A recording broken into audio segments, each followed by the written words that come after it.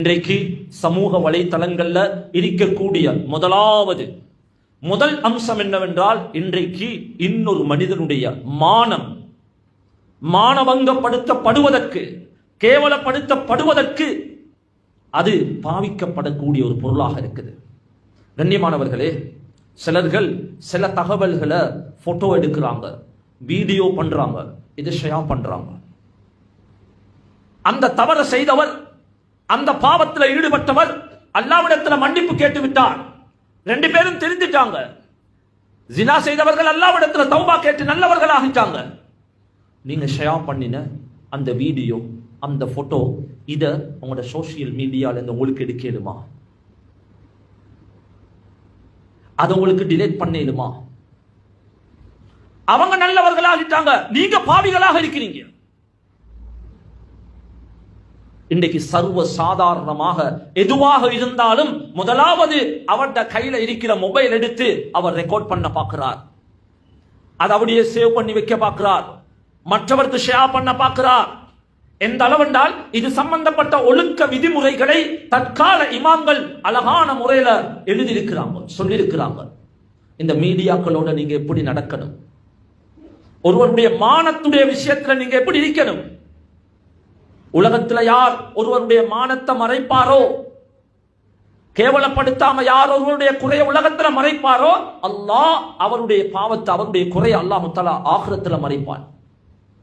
ஆகிரத்துல எவ்வளவு கோடிக்கணக்கான மக்களுக்கு மத்தியில அல்லாஹ் எங்கட பாவத்தை மறைக்கணுமாக இருந்தால், நாங்க உலகத்துல இந்த தவறுகளை விமர்சனப்படுத்தி, மற்றவர்களை கேவலப்படுத்தி, இந்த மீடியாக்கள்ல பேசி, இந்த மீடியாக்கள்ல ஏசி. கண்ணியமானவர்களே, அல்லாஹ்வின் நல்லடியார்களே, முதலாவது விடயம் ஒருவருடைய மானம் பாதுகாக்கப்படக்கூடியதாக எங்கட கையில இருக்கக்கூடிய இந்த சோசியல் மீடியா செயல்பட வேண்டும். யாருடைய மானத்திலையும் கை வைக்கிறதுக்கு இஸ்லாம் அனுமதி தரல.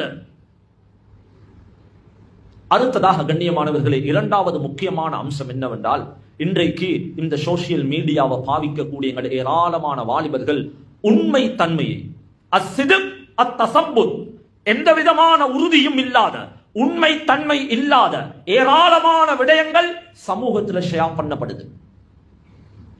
அதை பற்றி உண்டான எந்த அறிவும் இல்லை, எந்த தகவலும் இல்லை, எந்த ஊர்ஜிதமான செய்திகளும் இல்லை. அவர் ஷேர் பண்ற மட்டும்தான் அவருடைய வேலை.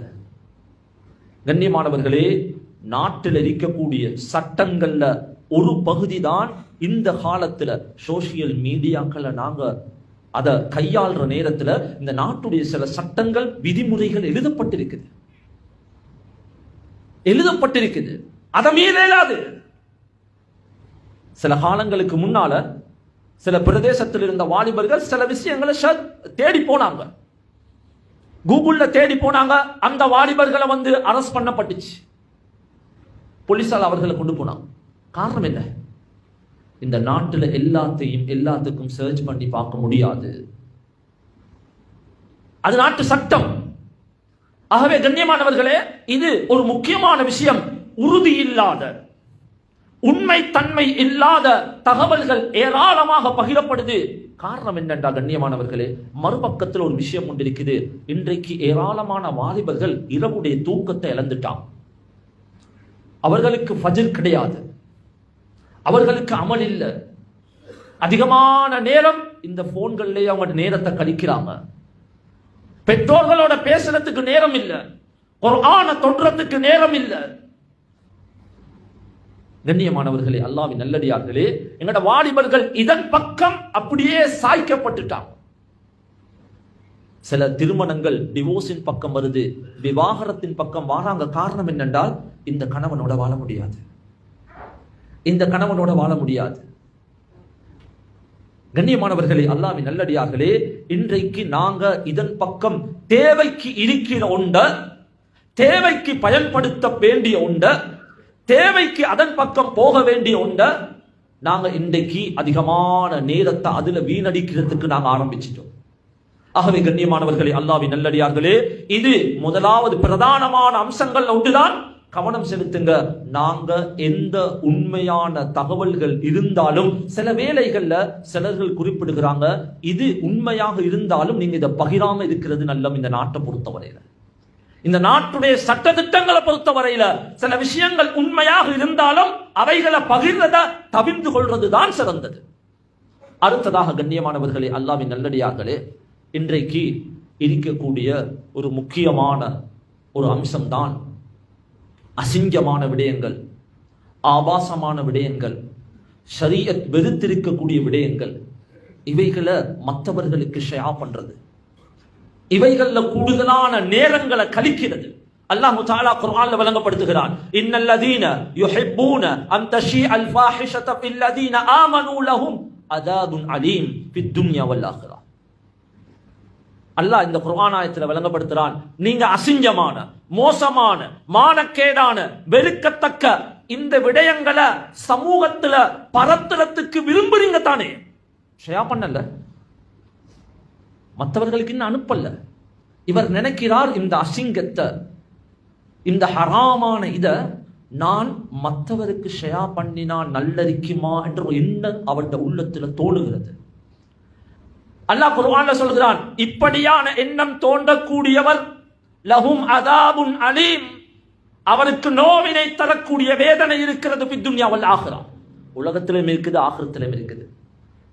கண்ணியமானவர்களே, வாலிபர்களே, அல்லாஹ்வின் நல்லடியார்களே, சில விஷயங்களை நாங்கள் சர்ச் பண்ணிக்கொள்வோம், டவுன்லோட் பண்ணி வச்சிருப்போம், அதுக்கு லைக் கொடுத்திருப்போம், ஒரு கமெண்ட்ஸ் தெளித்திருப்போம், இன்னொரு கூட்டாளிக்கு அதை அனுப்பி வச்சிருப்போம், அவர் அதை டவுன்லோட் பண்ணி வச்சிருப்பார், அவர் இன்னொருவருக்கு அனுப்புவார். கண்ணியமானவர்களே, அல்லாஹ்வின் நல்லடியார்களே, இதனால என்ன உண்டாகுது என்றால், இவர் அந்த பாவத்தை பரத்துறதுக்கு செஞ்ச இந்த முயற்சியை அல்லாஹ் குர்ஆன்ல சொல்கிறான், லஹும் அதாபுன் அலீம், நோவினை தரக்கூடிய வேதனை இருக்கிறது. லேசி இல்ல. இன்னைக்கு சிலவங்க வெள்ளிக்கிழமை நாள் வந்துட்டா ஒரு பயான் கிளிப் போன்ற ஸ்டேட்டஸ்ல போட்டுருவார். மற்ற நாளெல்லாம் பாட்டும் படமும் தான் இருக்கும். ஜும்மா நாளைக்கு மட்டும் பயானை போட்டு வச்சுப்பார், மற்ற நாளெல்லாம் பாட்டும் படத்துல மீக்கும். வாலிபர்களே, நீங்க இதை ஸ்டேட்டஸ்ல வச்சா உங்களோட பாட்டும் படமும் மியூசிக்கும் நாடகத்தையும் மற்றவர் எப்ப அந்த ஸ்டேட்டஸ்ல இருந்து பார்க்கிறாரோ அவரையும் நீங்க பாவியாக்குறீங்க. அந்த குற்றம் உங்களோட பக்கமும் இருக்குது என்ற விஷயத்தை விளங்கிக்கோங்க. அதனால தான் அல்லாஹ் தஆலா குர்ஆன்ல சொல்றான், இன்னல்லதீன யுஹிப்பூன, விரும்புறீங்க, அன் தஷீஅல் ஃபாஹிஷத, மானக்கேடான வெறுக்கத்தக்க செயலை நீங்க மற்றவர்களிடத்துல ஷேர் பண்ண விரும்புறீங்க. விரும்புறதையே இஸ்லாம் இவ்வளவு பெரிய ஒரு பாவமாக சொல்லியிருக்குதுண்டா, கண்ணியமான வாலிபர்களே, அல்லாஹ்வின் நல்லடியார்களே, சீதேவிகளே, நல்லவர்களே, நீங்க இந்த ஷேர் பண்ணினா எவ்வளவு பெரிய ஒரு குற்றவாளியாகுவீங்க. அது அவர் பார்த்து கொண்டிருக்கிற காலமெல்லாம் நீங்க எவ்வளவு பெரிய பாவியாகுவீங்க. நபி ஸல்லல்லாஹு அலைஹி வஸல்லம் சொன்னாங்க, மந்தல்ல அலா கைரின் கஃபாயிலிஹி மந்தல்ல அலா ஷர்ரின் கஃபாயிலிஹி. நீங்க நல்லதுக்கு காரணியாக இருந்தால் உங்களுக்கு நன்மை கிடைக்கும், நீங்க கெட்டதுக்கு காரணியாக இருந்தால் நீங்க கெட்டதிலையும் நீங்க பங்குதாரியாக மாறுவீங்க, எந்த சந்தேகமும் இல்லை. நபி ஸல்லல்லாஹு அலைஹி வஸல்லம் சொன்னாங்க, யார் ஒரு கெட்ட விஷயத்தை இன்னொருவருக்கு அதை பகிர்ந்து, அதை கொடுத்து, அதை செய்வச்சு, அதை உருவாக்கி அந்த பாவத்துக்கு அவர் காரணியாக இருப்பாரோ, நபி ஸல்லல்லாஹு அலைஹி வஸல்லம் சொன்னாங்க, ஃபலஹு விஸ்ருஹா, இந்த பாவம் அவருக்கும் கிடைக்கும். வ விஸ்ரு மன் அமில பிஹா, யார் அதை செய்கிறாரோ அவருக்கும் அந்த பாவம் கிடைக்கும். மின் கைரி ஐயன்குஸ மின் அவுஸாரிஹிம் ஷைஉன், அவருடைய பாவத்தில் எந்த குறைவும் இல்லாம அதே பங்கு அதை கொடுத்தவருடைய பாவத்திலையும் எழுதப்படும்.